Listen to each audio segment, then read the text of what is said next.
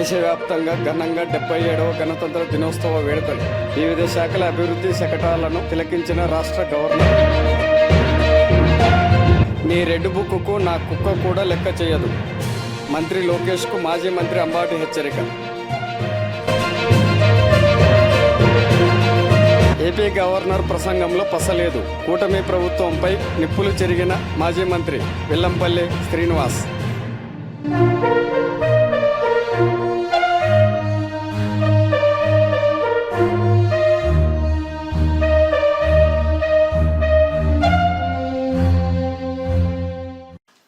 దేశవ్యాప్తంగా 77వ గణతంత్ర దినోత్సవ వేడుకలను ఘనంగా నిర్వహించారు. ప్రభుత్వ కార్యాలయాలు, పాఠశాలల్లో మూవన్నెల జెండా రెపరెపలాడింది. ఏపీ గవర్నర్ అబ్దుల్ నజీర్, ముఖ్యమంత్రి చంద్రబాబు నాయుడు, ఉప ముఖ్యమంత్రి పవన్ కళ్యాణ్ వివిధ శాఖలతో ఏర్పాటు చేయాలని వారు తిలకించారు. మీ ప్రభుత్వం ప్రణాళిక మౌలిక వసతుల కల్పనతో ఆంధ్రప్రదేశ్ దేశ ఆర్థిక వాణిజ్య కేంద్రంగా ప్రపంచ లాజిస్టిక్స్ రంగంలో ప్రముఖ స్థానాన్ని సాధించింది. ఆంధ్రప్రదేశ్ రాష్ట్రం భారతదేశంలోనే 3వ అతిపెద్దదైన 1053 కిలోమీటర్ల తీర ప్రాంతాన్ని సద్వినియోగం చేసుకుంటూ దేశ వాణిజ్యానికి వెన్నెముకగా ఎదుగుతోంది రాష్ట్రం. ప్రస్తుతం రాష్ట్రంలోని 5 ప్రధాన ఓడరేవుల ద్వారా ప్రతి సంవత్సరం 152 మిలియన్ టన్నుల సరుకు రవాణా జరుగుతోంది. ఇప్పుడు మన ముందుకు కదులు వస్తోంది ఆంధ్రప్రదేశ్ CRDA శకటం. ఆంధ్రప్రదేశ్ రాష్ట్రాన్ని 2047 నాటికి స్వర్ణాంధ్రప్రదేశ్గా CRDA. అదిగో ఇప్పుడు మన ముందుకు నెట్ శాఖ శకటం. ఆంధ్రప్రదేశ్ను 2047 సంవత్సరం నాటికి స్వర్ణాంధ్రగా తీర్చిదిద్దే దిశగా అభివృద్ధి, సుస్థిరత మరియు తక్కువ ఖర్చుతో కూడిన ఇంధన లభ్యత కోసం ఈ 10 సూత్రాలు మార్గదర్శకాలుగా పనిచేస్తున్నాయి. రాష్ట్రం ICE పాలసీ 2024 ద్వారా 10 లక్షల కోట్ల క్లీన్ ఎనర్జీ పెట్టుబడులను ఆకర్షించి యువతకు ఉద్యోగాలను, గ్రామాలకు ఆర్థిక సుస్థిరతను కల్పిస్తోంది ఇంధన శాఖ. ఇప్పుడు మన ముందుకు వస్తోంది చేనేత మరియు జౌళి శాఖ శకటం magic weaves. Andhra Pradesh Telugu Desam party కేంద్ర కార్యాలయంలో 77వ గణతంత్ర దినోత్సవ వేడుకలను ఘనంగా నిర్వహించారు. మంత్రులు, ఎమ్మెల్యేలు ఏర్పాటు చేసిన జాతీయ పతాకాన్ని వారు ఎగరవేశారు. ఈ సందర్భంగా స్వతంత్ర సమరయోధులు చేసిన సేవలను వారు గుర్తు చేశారు.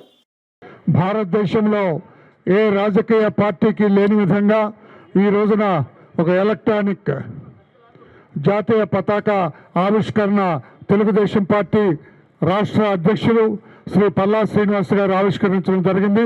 మనందరం కూడా ఇప్పుడు జాతీయ పతాకకు సెల్యూట్ చేస్తాం. నీ రెడ్ బుక్ రాజ్యాంగాన్ని నా కుక్క కూడా లెక్క చేయదని మంత్రి నారా లోకేష్కు మాజీ మంత్రి అంబటి రాంబాబు చురకలంటించారు.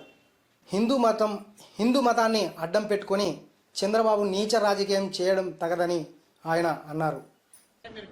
రెడ్ బుక్ నా కుక్క కూడా లెక్క చేయదని చెప్పా.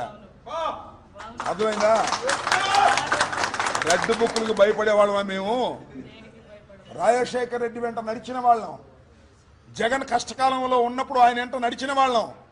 దేన్నైనా ఎదిరించి నిలబడగలిగిన దమ్మున్న వాళ్ళం. మీ రెడ్ బుక్కులకి. ప్రకాశం జిల్లాలో గొలుసు దొంగ హల్చల్ చేశాడు. ఓ మహిళ మెడలో చైన్ లాగుతుండగా స్థానికులు గుర్తించి దేహశుద్ధి చేశారు.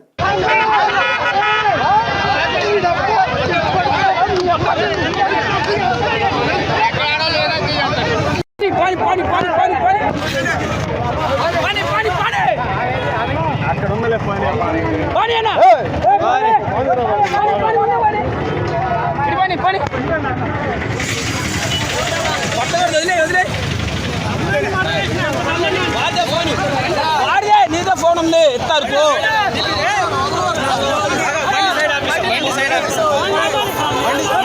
ఈరోజు ఒంగోలు తాలూకా పోలీస్ స్టేషన్ పరిధిలో ఉన్నటువంటి మంగమూరు రోడ్డులో విజయ ఎంటర్ప్రైజెస్ అనే ఒక చిల్లర దుకాణంలో వ్యాపారం చేస్తూ ఉన్నటువంటి భవానీ అనే ఆడమనిషి మీద ఒక గుర్తు తెలియని వ్యక్తి వచ్చి చాకుతో దాడి చేసి గాయపరిచి మరి మెడలో ఉన్నటువంటి బంగారు చైను లాక్కొని పారిపోవడం జరిగింది. వెంటనే మాకు డైల్ 100 ద్వారా సమాచారం అందుకొని మా బ్లూ కోల్స్ సిబ్బంది, రక్షకు మరియు ట్రాఫిక్ కానిస్టేబుల్స్ మరియు ఇక్కడ చుట్టుపక్కల ఉన్నటువంటి పబ్లిక్ వెంటపడి చేసి అతన్ని అదుపులోకి తీసుకోవడం జరిగింది. ఈ విషయంపై బాధితురాలి యొక్క కంప్లైంట్ మేరకు కేసు నమోదు చేసుకొని దర్యాప్తు చేయడం జరుగుతుంది. 77వ గణతంత్ర దినోత్సవ వేడుకల్లో ప్రసంగించిన గవర్నర్ అబ్దుల్ నజీర్ ప్రసంగించిన ప్రసంగంలో పసలేదని మాజీ మంత్రి వెల్లంపల్లి శ్రీనివాస్ అన్నారు. తెలుగుదేశం పార్టీ దోచుకోవడంలో తప్ప పరిపాలనలో కాదని, ఏపీ కూటమి ప్రభుత్వం ఎస్సీ ఎస్టీలను ఇబ్బందులకు గురి చేస్తుందని ఆయన ఆగ్రహం వ్యక్తం చేశారు. ప్రశ్నిస్తున్న వ్యక్తి మనకి కనపడకుండా పోతాడు.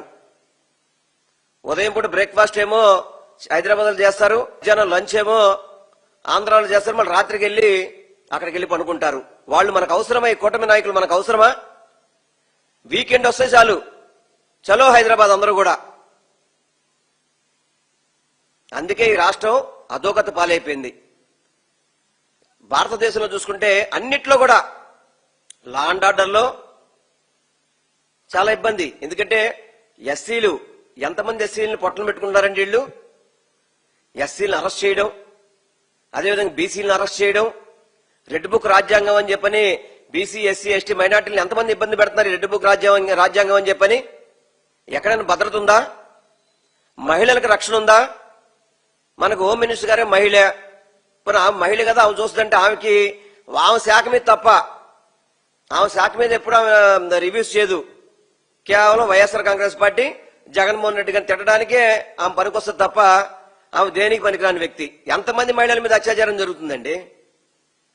ఇదేనా లా అండ్ ఆర్డర్ కాపాడడం అంటే? ఇదేనా మీ ఎక్స్పీరియన్స్? ఇదేనా మీ పరిపాలన? మళ్ళీ చెప్పుకోవడానికి చంద్రబాబు నాయుడు, పవన్ కళ్యాణ్, భారతీయ జనతా పార్టీ, మేము 3 పార్టీలు కలిసి పనిచేస్తున్నాం. మీరు కలిసి పనిచేసేది ప్రజల పరిపాలన కోసం కాదు, దోచుకోవడానికి అని చెప్పని ప్రతి వాళ్ళకి అర్థమవుతుంది ఈరోజు. దయచేసి ఈ రోజైనా సరే నిజాలు చెప్తారేమో అని చెప్పని మేము ఆలోచించాము. కానీ ఎక్కడ కూడా నిజాలు లేవు. ఏ ఒక్కటి కూడా నిజం చెప్పలేదు. ఏ ఒక్క పథకాన్ని కూడా మేము అమలు చేస్తామని చెప్పుకునే విధంగా వారి ప్రసంగం లేదు. అన్ని అమలు చేసేసామని చెప్తున్నారు. నిజంగా చెప్పండి, ఈ సూపర్ 6 మొత్తం మీరు అమలు చేశారా? నేను చెప్పింది ఊరికే మీరు 6ఏ, కానీ మీ మేనిఫెస్టో తీసుకుంటే 100 పేజీల పుస్తకం ఉంటది. దాని గురించి మాట్లాడితే ఏ ఒక్కటి కూడా అమలు కాదు మీది. మీరు చెప్పిన మొదటి 6లోనే మీరు అమలు చేయలేకపోతే ఈ ప్రభుత్వం విఫలమైనట్టు కాదా? మళ్ళీ అప్పులు మాత్రం లక్షల కోట్ల అప్పు చేస్తున్నారు. సుమారు ఇప్పటికి 3,25,000 కోట్ల అప్పు చేశారు. ఏం చేశారా మీరంటే సమాధానం చెప్పేది పరిస్థితి లేదు. మేము 5 ఏళ్ళకి చేసిన అప్పుని వీళ్ళు 15 నెలల్లో చేశారు. మేము 5 ఏళ్ళు అప్పు చేసినా గర్వంగా చెప్పగలుగుతాం మీ పథకాలు అందించామని చెప్పని. మీరు చెప్పగలుగుతారా? మీ అమలు చేశామని చెప్పే దమ్ము ధైర్యం మీకుందా? అందుకనే ఈరోజు గవర్నర్ గారి ప్రసంగంలో పసలేదని చెప్పని అన్ని కూడా వారి నోట అబద్దాలపై ఈ రాష్ట్ర ప్రజానికానికి అంతా తెలియజేయడానికి మేము ఈరోజు మీ ముందు రావడం జరిగింది. తప్పకుండా ఈ కూటమి ప్రభుత్వాన్ని గద్దె దింపే రోజులు దగ్గరలోనే ఉన్నాయి. వీళ్ళు చేసిన మోసాలను ఎప్పటికప్పుడు మేము ప్రజలకి తెలియజేస్తాము. తప్పకుండా వీళ్ళ మోసాల ద్వారా రానున్న రోజుల్లో చాలా గట్టిగా బుద్ధి చెప్తామని కూడా మీ ద్వారా నేను తెలియపరచుకుంటున్నాను.